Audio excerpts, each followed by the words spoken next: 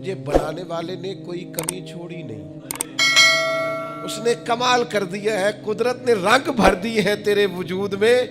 کبھی تو اپنے رب کے شاہکار ہونے کی نظر سے اپنے آپ کو دیکھے، تجھے اپنے آپ سے پیار ہو جائے، تجھے اپنے آپ سے محبت ہو جائے۔ وہ میں کبھی تنقید کیا کرتا تھا کہ یہ جوان شیشوں اور آئینوں کے سامنے بڑی دیر تک کھڑے رہتے ہیں، تو ایک دن ایک سادے سے بزرگ مجھے کہنے لگے یہ جو آئینے کے سامنے کھڑا ہے نا، یہ بھی رب کی تخلیق کو ہی دیکھ رہا ہے۔ ایک مسلمان کا جس طرح اللہ تبارک و تعالیٰ کے ساتھ ایک گہرا، مضبوط اور سب سے مستحکم رشتہ ہوتا ہے، اور جس طرح اس کا سب سے مضبوط اور مستحکم رشتہ نبی کریم صلی اللہ تعالیٰ علیہ وسلم کی عالی مرتبت بارگاہ کے ساتھ ہوتا ہے، ان مضبوط رشتوں کے ساتھ ساتھ پھر انسان کے تعلقات معاشرے کے ساتھ ہوتے ہیں، کنبے کے ساتھ ہوتے ہیں، پڑوسیوں کے ساتھ ہوتے ہیں، دوستوں کے ساتھ ہوتے ہیں، استاد شاگرد کا آپس میں رشتہ ہے، پیر مرید کا آپس میں رشتہ ہے، بھائی کا بھائی سے تعلق ہے۔ ان سارے رشتوں کے ساتھ ساتھ انسان کا ایک رشتہ اپنے آپ کے ساتھ بھی ہوتا ہے۔ انسان کا اپنے نفس کے ساتھ، اپنی ذات کے ساتھ بھی تعلق ہوتا ہے۔ نبی کریم صلی اللہ تعالیٰ علیہ وسلم نے ایک لفظ کہہ کے نا کہ تم پر تمہاری ذات کا بھی حق ہے، تم پر تمہارے نفس کا بھی حق ہے، تو ہم پر ہمارے حقوق بھی نبی کریم نے مقرر فرما دیے۔ جناب عبداللہ ابن عمر خود فرماتے ہیں کہ سرکار نے مجھ سے پوچھا کہ عبداللہ یہ بات ٹھیک ہے کہ تم ہر روز ہی نفلی روزہ رکھتے ہو اور ہر رات ہی نفلی عبادت کرتے ہو؟ تو میں نے عرض کیا یا رسول اللہ صلی اللہ تعالیٰ علیہ وسلم ایسا ہی ہے۔ اللہ کے پیارے حبیب علیہ الصلوۃ والسلام نے فرمایا ایسا نہ کرو۔ وہ نفلی روزہ رکھتے تھے، ہر روز ہر رات نفلی عبادت کرتے تھے، تو محبوب نے ان سے تصدیق کرانے کے بعد فرمایا ایسا نہ کرو، کبھی روزہ رکھا کرو، کبھی افطار کیا کرو، اور فرمایا کبھی نماز پڑھا کرو، کبھی سو جایا کرو۔ کیوں؟ اس لیے کہ حضور فرمانے لگے تمہارے جسم کا بھی تم پر حق ہے، تمہاری آنکھ کا بھی تم پر حق ہے کہ اسے نیند آتی ہے، تمہاری بیوی کا بھی تم پر حق ہے، اور فرمایا تم سے جو ملاقات کرنے کے لیے آتا ہے اس کا بھی تم پر حق ہے۔ تو یہ لفظ کہہ کے کہ تمہارے اپنے اوپر بھی حقوق ہیں، تمہاری ذات کے بھی تم پر حق ہیں۔ بعض لوگ تصوف اور طریقت کے نام پر بہت مشکل باتیں کرتے ہیں اور بہت مشکل باتیں سناتے ہیں، اور بعض لوگ پھر ان باتوں کا بڑا سخت اور مشکل معنی بھی لیتے ہیں کہ بڑی شدید جد و جہد کرنی چاہیے، ہمیشہ راستہ وہی اختیار کرنا چاہیے جو مشقت والا ہو، ہمیشہ وہی کام کرنے چاہیے جن کے اندر زیادہ دشواری ہو۔ ٹھیک ہے، بعض اوقات مشقت والے کام، مجاہدے والے کام انسان کی نفس کی تربیت کے لیے بڑے اچھے ہوتے ہیں، لیکن ایسی مشقتیں، ایسے مجاہدے جو انسان کو اتنا کمزور کر دیں کہ وہ ضرورت کے جو حقوق ہے وہ بھی پورے کرنے کے قابل نہ رہے، اس کی صحت پر ہی اثر انداز ہو جائے، وہ آنے جانے والوں سے ملنے کے قابل ہی نہ رہے، وہ دیگر اس کے ذمے جو اس کے خاندان کے قبیلے کے بال بچوں کے حقوق ہیں وہ ادا ہی نہ کر سکے، تو اسلام اس کی بھی اجازت نہیں دیتا۔ خود ساختہ تصوف اور خود ساختہ طریقت کا جو مفہوم لوگوں نے بنا لیا ہے وہ مفہوم بھی درست نہیں ہے۔ ہمارے بزرگ تھے شیخ المشائخ اور استاذ الاساتذہ حضرت شیخ محمد تحسین رضا خان صاحب بریلوی رحمۃ اللہ تعالی علیہ، 50 سال کے لگ بھگ انہوں نے درس حدیث دیا ہے۔ تو میں ان پر ایک مضمون لکھ رہا تھا، میں نے ان سے عرض کی حضور آپ تہجد پڑھتے ہیں؟ فرمانے لگے نہیں، میں عشاء جماعت سے پڑھتا ہوں، اس کو بھی سالوں بیت گئے، اور میں فجر جماعت سے پڑھتا ہوں، یہ بھی میری زندگی کا معمول ہے، لیکن میں سحری کے وقت اس لیے نہیں اٹھ پاتا کہ مجھے صبح 8 بجے بیٹھ کر بچوں کو درس حدیث پڑھانا ہوتا ہے، عشاء کے بعد مجھے مطالعہ کرنا ہوتا ہے، تو میں سمجھتا ہوں یہ بھی میرے لیے نفل عبادت ہے، لہٰذا میں رات کو بھی کتاب و سنت دیکھتا ہوں اور سارا دن بھی کتاب و سنت پڑھاتا ہوں، امید ہے میرا رب مجھے تہجد کا اجر بھی عطا کرے گا۔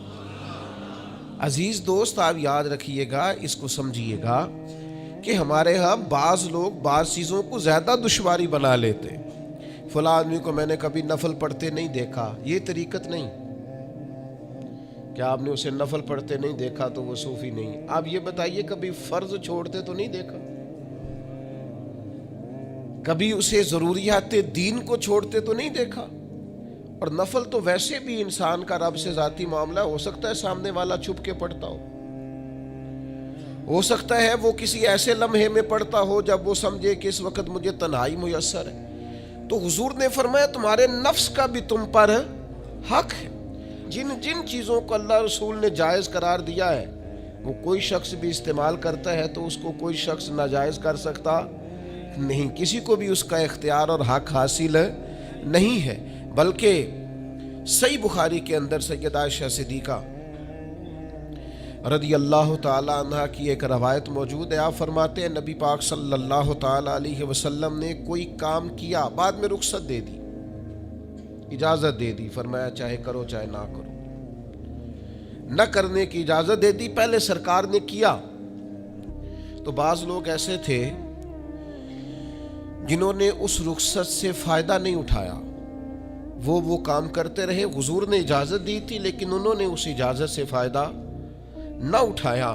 تو نبی کریم علیہ السلام کو جب اس بات کا علم ہوا تو محبوب نے اللہ کی حمد کی اور حضور فرمانے لگے یہ بعض لوگوں کو کیا ہو گیا ہے کہ وہ ان کاموں سے بچتے ہیں جو میں کرتا ہوں، یعنی جس رخصت اور گنجائش پر میں عمل کر رہا ہوں اللہ کا محبوب ہو کے، وہ اس چیز کو چھوڑ رہے ہیں، اس سے اعتراض برت رہے ہیں حالانکہ میں اجازت دے رہا ہوں۔ اور پھر اللہ کے حبیب علیہ السلام نے کیا خوبصورت انداز میں اس سارے مفہوم کو اتنا سمیٹا کہ اس کو ہمیشہ کے لیے بند کر دیا۔ اللہ کے محبوب فرمانے لگے مجھے اللہ کی قسم میں تم سب سے زیادہ رب کو جانتا ہوں اور میں تم سب سے زیادہ اللہ سے ڈرتا ہوں۔ تو جب میں کسی گنجائش پہ عمل کر رہا ہوں، جب میں کسی ضرورت پر عمل کر رہا ہوں، وہ یہاں ایک دوست تشریف لائے ہمارے پاس تو وہ ہمیں مشورہ دینے لگے کہ آپ کے ہاں بچوں کو چھٹی ہوتی ہے تو وہ تقریباً 1.5 دن بنتا ہے، ظہر کی نماز کے بعد ہفتے کو وہ چلے جاتے ہیں اور اتوار کا سارا دن وہ چھٹی میں رہتے ہیں، تو یہ 1.5 دن پورا ان کا ضائع ہوتا ہے۔ تو یہ تو معاملہ ٹھیک نہیں ہے، اس طرح تو ایسا ہے نا کہ مدارس دینیہ میں کیا کام ہے چھٹی کا؟ تو میں نے ان سے کہا ہو سکتا ہے مدرسے کے طالب علموں کو بھی نیند آتی ہو سکتا ہے ان کا بھی کبھی کسی گراؤنڈ میں جا کے کھیلنے کو جی چاہتا ہو سکتا ہے یہ بھی اسی طرح کے لوگ ہوں جس طرح کے عام بچے ہوتے ہیں، ہو سکتا ہے وہ ساری خواہشات ان کے اندر بھی پائی جاتی ہوں جو باقی لوگوں کے اندر پائی جاتی ہیں۔ آپ وہ پابندیاں کیوں لگاتے ہیں جو پابندی اللہ رسول نے نہیں لگائی؟ جس چیز کو شریعت نے بین نہیں کیا ہم کون ہوتے ہیں اس کو بین کرنے والے؟ سمجھیں؟ ہاں ایک بات ضرور ہے، ہم اپنے وجود کے مالک نہیں ہیں، اس کا مالک اللہ ہے، وہ خالق ہے ہم مخلوق ہیں، وہ معبود ہے ہم اس کے عابد ہیں، وہ ہمارا مالک ہے۔ ہمیں اپنے نفس کو اپنے وجود کو اس کی فرما برداری میں رکھنا۔ نفس کے حق کا یہ مطلب نہیں ہے کہ خواہش نفس میں اگر کوئی ناجائز چیز پیدا ہوتی ہے تو اس کی تکمیل کے لیے بھی ہم دوڑ پڑیں گے، اس کی شریعت کے اندر اجازت نہیں ہے۔ اجازت اس بات کی ہے کہ جن چیزوں کو شریعت نے جائز قرار دیا ہے آپ اگر ان کا حصول چاہتے ہیں، آسانی چاہتے ہیں تو آپ ضرور ان کو اختیار کریں، کوئی منع والی بات نہیں ہے۔ میں نے کہا بعض لوگ بعض چیزوں پر شدت کرتے ہیں، یعنی نبی کریم علیہ السلام کے صاحبزادہ گرامی حضرت ابراہیم علیہ السلام کا وصال ہو گیا تو نبی کریم کی آنکھوں میں آنسو آ گئے۔ تو ایک شخص نے حضور سے کہا یا رسول اللہ آپ بھی روتے ہیں، آپ تو صبر کا درس دیتے ہیں۔ تو नबी करीम ने फरमाया ये जो आंसू निकल आए हैं ना, ये बेटे की मोहब्बत की अलामत है। बाकी फरमाया मेरे दिल और ज़ुबान पर वही है जिससे मेरा रब राज़ी होता है। मैं अल्लाह से कोई शिकवा नहीं कर रहा, उसकी तकदीर पर राज़ी हूँ, लेकिन ये कि जो इंसान पर अल्लाह ताला ने कुछ फितरी मोहब्बत रखी, आप उसको भी कबूल नहीं करते बाज़ लोग। तो कुछ लोग बाज़ लोगों पर ज़्यादा शिद्दत करते हैं, बाज़ लोग बाज़ चीज़ों के मामले में ज़्यादा शिद्दत का। हज़रत उमर को नबी पाक ने कुछ नजराना देना चाहा, हदिया देना चाहा। एक है आप किसी से मांगते हैं, एक है कोई आपको देता है। इन दोनों बातों में वो जो तोहफा लेना देना है उसे तो हुजूर ने फरमाया मोहब्बत बढ़ती है। तो हज़रत ये सही बुखारी में मौजूद है, नबी करीम ने कुछ दिया तो हज़रत उमर अर्ज़ करने लगे नहीं या रसूलल्लाह ज़रूरत नहीं। तो महबूब ने फरमाया जो बिन मांगे मिले वो तो अल्लाह की तरफ से है। वो एक साहब मुझे कहने लगे फलां साहब कहते हैं हम चंदा नहीं मांगते, तो मैंने कहा वो ज़्यादा नेक होना चाहते हैं, कोई हर्ज वाली बात नहीं, वो चंदा नहीं मांगते, वो ज़्यादा परहेजगार होना चाहते हैं, ज़्यादा आगे बढ़ना चाहते हैं। वरना नबी पाक ने तो ऐलान किया है कि तबूक पे जाना है, मुजाहिदों को चंदे की ज़रूरत है। ऐलान किया कि नहीं किया रसूल पाक ने? तो आप इसको उलमा की तौहीन का पहलू बनाएंगे? रसूलुल्लाह सल्लल्लाहु अलैहि वसल्लम ने ऐलान नहीं फरमाया? अगरचे मालिक के कुल हैं, लेकिन हुजूर ने ऐलान किया। और कुरान मजीद में तो कुफार ने शिकवा किया है कि रब हमसे मांगता है माज़अल्लाह। इसका माना यह है कि अल्लाह फ़कीर है, हम गनी हैं। या आप 28वें पारे में देख लें कि रब कहता है कर्ज़े हसना दो, तो आप क्या माज़अल्लाह ये आयतें दे के अल्लाह पर तनकीद करेंगे? माज़अल्लाह सुम्मा माज़अल्लाह नकले कुफर कुफर नबाशत कि अल्लाह लोगों से कहता है मेरे रास्ते में खर्च करो, और एक जगह नहीं जगह जगह कहता है। आप कुछ ज़्यादा नेक होना चाहते हैं, यानी जिस बात का अल्लाह ऐलान कर रहा है मिम्मा रज़क़नाहुम युनफ़िकून, जो मैंने तुम्हें दिया है मेरी राह में खर्च करो, जिसका हुजूर ऐलान कर रहे हैं। एक शख्स खड़ा होकर कहता जी हो मौलवी चंदे मांगते हैं। ओ खुदा के बंदे, जो काम ऐन किताब और सुन्नत में मौजूद है, तुमको ज़रूरत से ज़्यादा नेक होना चाहते हो तो ये तुम्हारा खुद साख्ता दीन है, ये रसूलुल्लाह का दीन नहीं है, ये तुम्हारा। और लोग हैं कि कह रहे हैं वाह वाह बड़ी बात है। तो इसलिए हमारे वजूद का भी हम पर हक है। चंद एक नफ्स के हुकूक आज बयान करने। सबसे पहला हमारे नफ्स का हम पर हक ये है कि हम अपने आप को पहचानें, अपनी सलाहियतों को पहचानें, अपने ऊपर गौर करें। कुरान मजीद ने इरशाद फरमाया कि बलिल इंसानु अला नफ्सिही बसीरा, फरमाया बल्कि इंसान खुद अपने ऊपर गवाह है, इसे अपना पता है। बहाने बनाए तो बात अलग है, ये खुद पर गवाह है, इसे खबर है। इंसान आलम असगर है, हम ना अपने आप को पहचानते नहीं, हमें अपनी खूबियों का पता नहीं होता। ये जो हम उस्ताज के पास जाते हैं ना, ये जो हम मुर्शिद के पास जाते हैं ना, वो हमें निखार के ना, तो वो हमारी खूबियां हमारी आंखों के सामने कर देते हैं कि ये तुम्हारे अंदर सलाहियत है। वो तराश के ना पत्थर को तो उसे हीरा बना देते हैं, वो नकम्मों को काम का बना देते हैं। वो क्या करते हैं कि वो हमें हमारे अपने आप से आगाह कर देते हैं।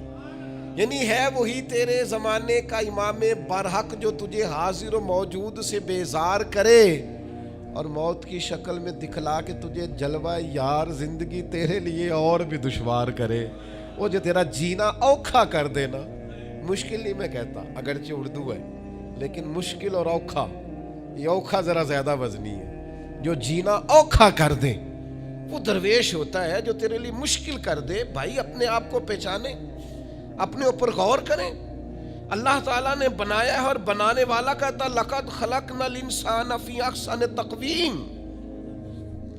बनाने वाला कहता है मैंने तुझे बड़ी बेहतरीन साख्त में बनाया है। ओ इंसान मैंने तुझे बड़ा ही सोना बनाया है।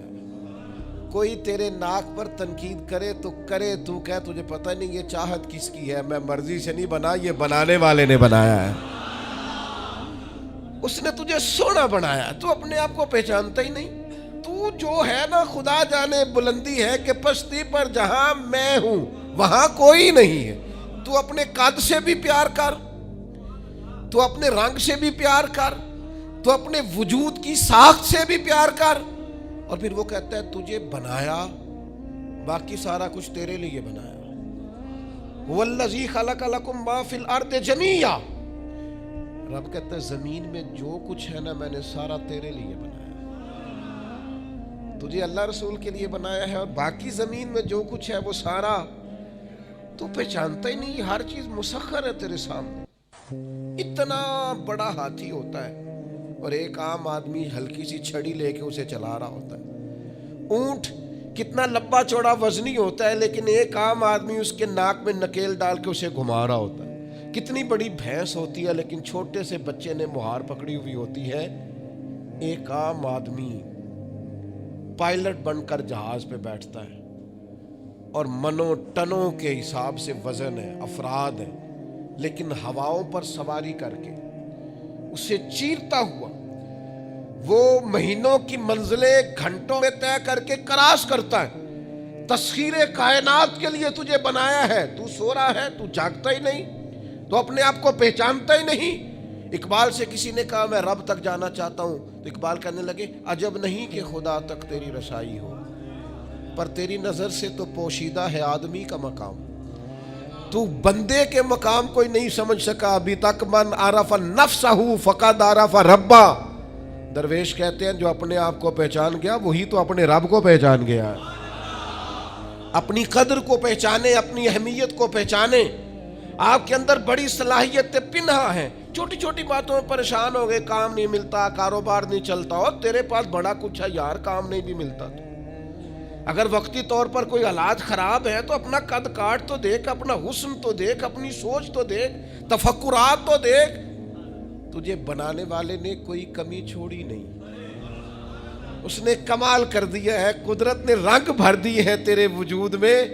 کبھی تو اپنے رب کے شاہکار ہونے کی نظر سے اپنے آپ کو دیکھے, تجھے اپنے آپ سے پیار ہو جائے, تجھے اپنے آپ سے محبت ہو جائے. وہ میں کبھی تنقید کیا کرتا تھا کہ یہ جوان شیشوں اور آئینوں کے سامنے بڑی دیر تک کھڑے رہتے ہیں. تو ایک دن ایک سادے سے بزرگ مجھے کہنے لگے یہ جو آئینے کے سامنے کھڑا ہے نا یہ بھی رب کی تخلیق کوئی دیکھ رہا ہے. یہ کہہ رہا ہے کریم نے کمال نہیں کر دیا مجھے بنانے والا, حد نہیں کر دی, کیا حسن کے جلوے, کیا خوبصورتی اور کیا نورانیت اس نے پیدا کی ہے انسانی. اور پھر یہ جو دیا بن مانگے دیا. ایک بات یہ کہ اپنے نفس کو پہچانے, اور دوسری بات یہ ہے کہ عزت نفس کا بھی خیال کریں, اپنے آپ کو رسوا نہ کریں. اللہ نے عزت دی ہے تو اپنے آپ کو ذلت کی جگہ پر کھڑا نہ کریں, تہمت والی جگہ پہ اپنے آپ کو کھڑا نہ کریں, کبھی اپنے آپ کو اتنا کمزور نہ کریں. جھکنا ہے رب رسول کے سامنے, بلا وجہ دنیا داروں کے, سیٹھوں, نوابوں کے اور وزیروں مشیروں کے سامنے اپنے آپ کو رسوا نہ کریں. کسی کی گاڑی کے پیچھے بھاگ کے اللہ کی دی ہوئی شان کو کمزور نہ کریں, ذلت کی جگہ پہ اپنے آپ کو کھڑا نہ کریں. شریعت اسلامیہ نے مومن کا وقار کیا بیان کیا ہے. رب کریم نے فرشتوں سے جب مشورہ کیا تھا نا بندہ بنانے کے لیے, انسان کی تخلیق کے لیے, تو وَإِذْ قَالَ رَبُّكَ لِلْمَلَائِكَةِ إِنِّي جَاعِلٌ فِي الْأَرْضِ خَلِيفَةً. اللہ نے فرشتوں سے فرمایا میں زمین پہ اپنا نائب بنانا چاہتا ہوں. اوہو, کبھی آپ اس کو سمجھ جائے نا کہ یہ عزت کا تاج کیا ہے. رب کہتا ہے میں نے تجھے زمین پر اپنا خلیفہ بنایا ہے, تو نائب ہے میرا. اور کتنا تو پروقار ہے اور تو کتنا طاقتور ہے انسان, تیرے اندر کتنی صلاحیتیں ہیں. سورہ احزاب میں اللہ کریم فرماتے ہیں رب نے اپنی امانت زمین و آسمان پر رکھنی چاہی تو زمین و آسمان نے انکار کر دیا اللہ کی امانت کو اٹھانے سے. وَحَمَلَهَا الْإِنسَانُ, اور انسان نے اس امانت کو اٹھا لیا. کہا مالک میں تیری امانت اٹھاؤں گا, میں تیرا نام لے کے گلیوں میں گھوموں گا, میں تیری توحید کے ڈنکے بجاؤں گا. حضرت انسان نے کہا میں تیرے نام کے نعرے لگاؤں گا, میں تیری عبادت کروں گا, میں تیرے لیے نکلوں گا, میں تیرے لیے خیرات کروں گا, میں تیرے رستے میں اپنی صلاحیت. وَحَمَلَهَا الْإِنسَانُ, انسان نے امانت اٹھائی اور کہا مالک میں نکلوں گا تیرے نام کی سربلندی کے لیے, میں تیرے نام پر جہاد کروں گا. اگر جان دینی پڑی تو دعائیں مانگ مانگ کے کہوں گا مالک میں تیرے راستے میں شہید ہونا چاہتا ہوں۔ اللہ کی امانت کو حضرت انسان کیوں اپنے آپ کو رسوائی والی جگہ پہ کھڑا کرے، کیوں کمزور کرے؟ بہت پہلے کہا تھا، فقیر آدمی ہوں، جو باتیں کہتا ہوں کوشش کرتا ہوں سوچ سمجھ کے کہوں۔ بہت پہلے کہا تھا میں نے کہ جو اپنی برادری کو بڑا جانتا ہے اس کی زیادتی نہیں، زیادتی اس کی ہے جو اپنی برادری کو سب سے چھوٹا جانتا ہے۔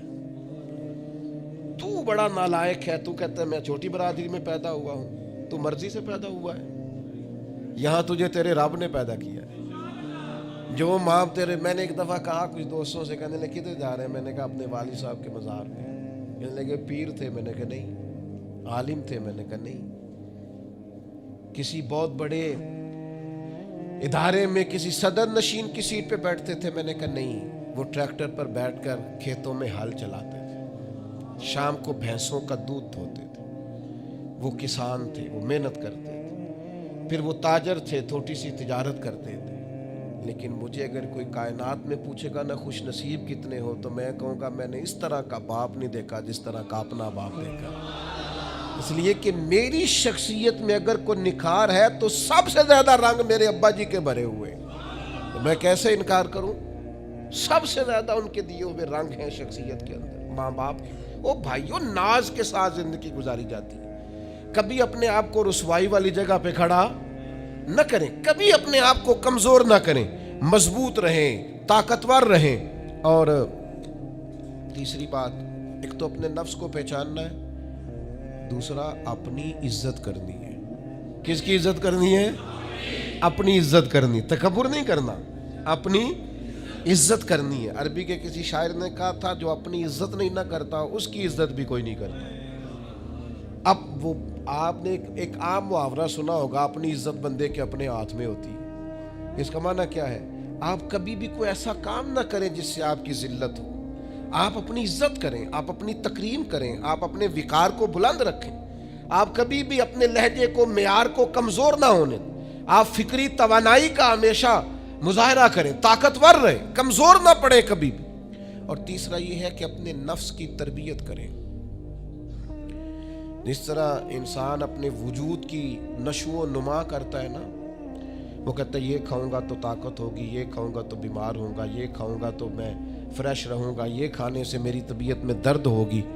اسی طرح وہ اپنی تربیت کرے، اپنی نشو و نما کرے، اپنی روحانی تربیت پر توجہ دے۔ وہ دیکھے یہ کام کرنے سے میری طبیعت گناہ کی طرف مائل ہوتی ہے، اس بری صحبت میں بیٹھنے سے میرے اندر بعض بری چیزیں آتی ہیں، اس کے پاس بیٹھنے سے سوچے میری گدلی میلی کچیلی ہوتی، اور اس شخص کی صحبت جو ہے وہ مجھے تازہ کرتی ہے، اللہ کے قریب کرتی۔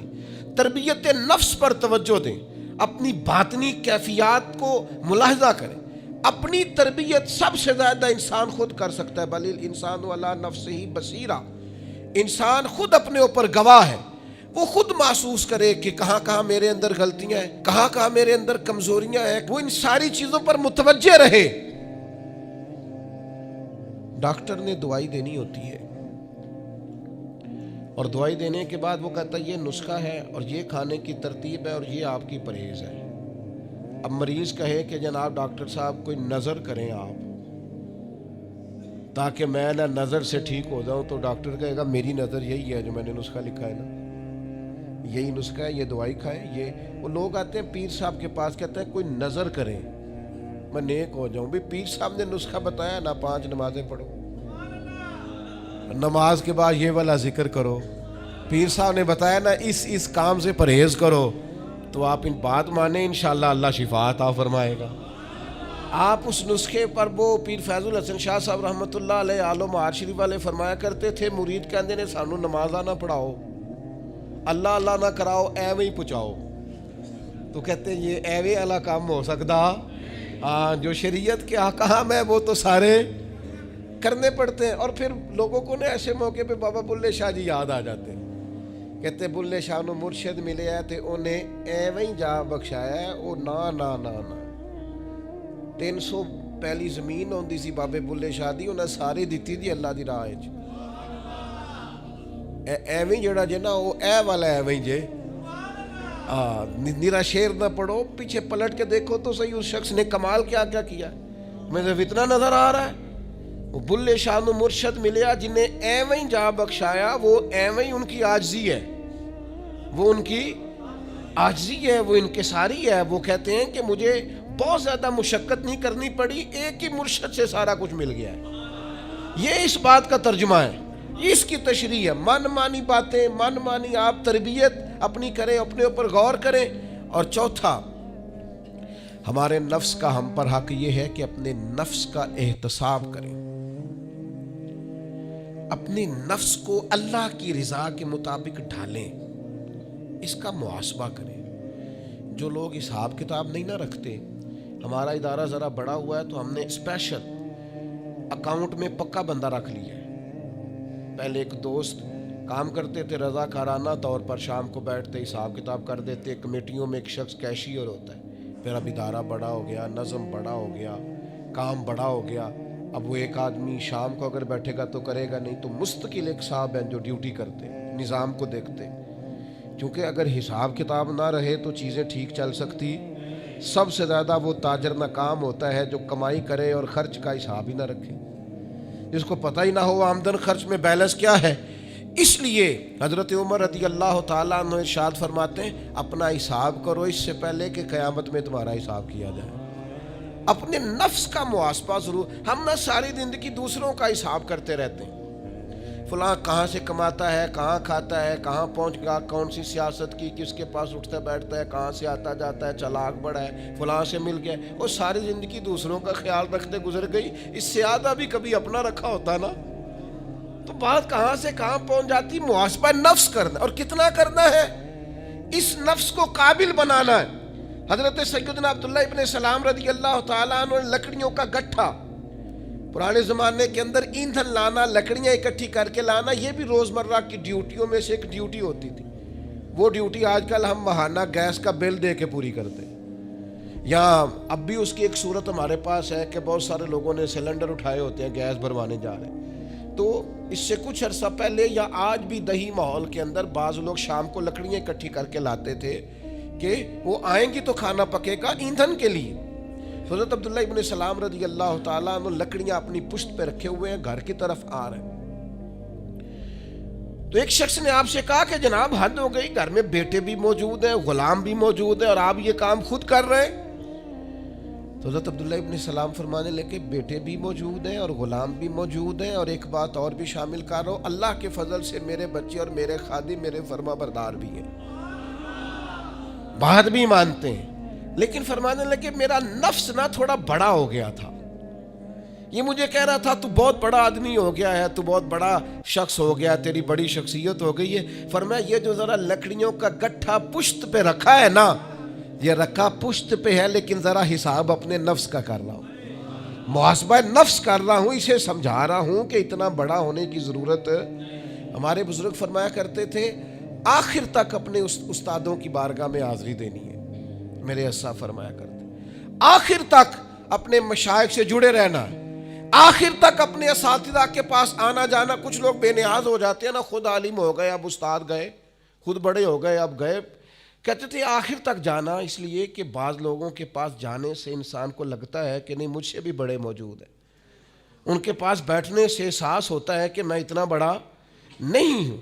और बड़ा भी हमेशा वही होता है जिसका कोई बड़ा होता है, जिसका कोई बड़ा नहीं वो कैसे बड़ा होगा। तो अल्लाह ताला ने भी हमें कुरान मजीद के अंदर ये हुक्म दिया, या अय्युहल्लज़ीना आमनुत्तकुल्लाह वल तंजुर नफ्सुम मा क़द्दमत लिग़द। ऐ ईमान वालो, अल्लाह से डरो और हर जान हिसाब करे, मुहासबा करे, देखे कि उसने कल के लिए आगे क्या भेजा। कल के लिए उस अपना हिसाब करना है, मुहासबा नफ्स करना। ये नफ्स का हक है। जिस तरह कपड़े मैले हो जाते हैं तो आप परेशान होती हैं कि यार ये मैले हो गए, बदलने चाहिए। जूते टूट जाते हैं तो आप ख्याल करते हैं यार मुझे आना जाना होता है, ये मुझे ठीक करने चाहिए। तो नफ्स पर मैल कुचैल चढ़ जाती है, लोग हिसाब ही नहीं करते। बातन सारा गदला हो जाता है, लोग हिसाब ही नहीं करते। अंदर सारा कमज़ोर हो जाता है, हिसाब ही नहीं करते। इस नफ्स का हिसाब करना है, मुहासबा करना है, इसका भी हक है। جس طرح آپ کے جسم کا حق ہے کہ لباس ٹھیک ہو، جوتے ٹھیک ہوں، آپ نے غسل کیا ہوا ہو، اس طرح آپ کے نفس کا بھی حق ہے۔ اس کا حق کیا ہے کہ اسے اتنا ٹھیک کر دے، اتنا محاسبہ کریں، اتنی اس کی عادات بہتر کریں کہ وہ رب کی رضا کے مطابق ڈھل جائے، اللہ رسول کی رضا کے مطابق دھل جائے، نکھر جائے، صاف ہو جائے، اس طرح کا ہو جائے کہ جب دنیا سے جانے لگے تو آواز آئے، یا ایتھا النفس المطمئنہ، اے نفس مطمئنہ، ارجعی الی ربک راضیۃ مرضیہ، لوٹ اپنے رب کی طرف، تو اپنے رب سے راضی ہے اور تیرا رب تجھ سے راضی ہے۔ اس نفس کو اللہ کی رضا کے مطابق ڈھال دیں۔ حضرت ابراہیم ابن ادم رحمۃ اللہ علیہ ایک دن مریدوں کے بیچ بیٹھے ہوئے تھے، فرمانے لگے دنیا میں جو کچھ ہوتا ہے میری مرضی سے ہوتا ہے۔ تو سارے مرید آپ کی طرح کے عقیدت مند تو نہیں نہ ہوتے چپ کر کے سن لیں، کچھ سوچتے بھی ہیں، ان کا دماغ فوری طور پر تنقید کی طرف بھی مائل ہوتا ہے۔ جب آپ نے فرمایا کہ دنیا میں جو کچھ ہو رہا ہے میری مرضی سے ہو رہا ہے، تو کچھ لوگ جو تھے ان کی آنکھیں بتاتی تھیں کہ سوال فوری طور پر آ گیا ہے، ذہنوں کو پریشان کر رہا ہے۔ تو ایک صاحب نے کہہ لیا حضور یہ بڑا دعویٰ ہی نہیں، دنیا میں جو ہو رہا ہے میری مرضی سے ہو رہا ہے۔ فرمانے لگے اصل بات نہیں نا، تم نے آگے پوچھا ہی نہیں، میں بتانے لگا تھا، تم پر کچھ لوگ پریشان جلدی ہو جاتے، اگلا صفحہ پڑھتے نہیں پچھلے پہ ہی پریشان ہو جاتے۔ کہا دنیا میں جو کچھ ہو رہا ہے میری مرضی سے ہو رہا ہے، اور میری مرضی وہی ہے جو میرے رب کریم کی مرضی ہے۔ میں نے اپنی مرضی اللہ کی مرضی میں فنا کر دی ہے، لہذا جو کچھ بھی ہو رہا ہے چونکہ میری مرضی وہی ہے جو میرے، یا ایتھا النفس المطمئنہ ارجعی الی ربک راضیۃ مرضیہ، اے نفس مطمئنہ لوٹ اپنے رب کی طرف، وہ تجھ سے راضی ہے، اور تو فادخلی فی عبادی، آجا میرے خاص بندوں میں داخل ہو جا، وادخلی جنتی، آنا میں نے تیرے لیے جنت تیار کی ہے، میری جنت میں داخل ہو جا۔ لیکن کیا کرنا ہے؟ نفس مطمئنہ، کون سا؟ ایسا نفس تیار کرنا ہے جو اللہ سے راضی ہو اور اللہ اس سے راضی ہو۔ اس کا محاسبہ کر کے اس طرح کا بنا لیں کہ یہ اس طرح کا ہو جائے کہ جس طرح اللہ اس سے راضی ہے اور یہ اللہ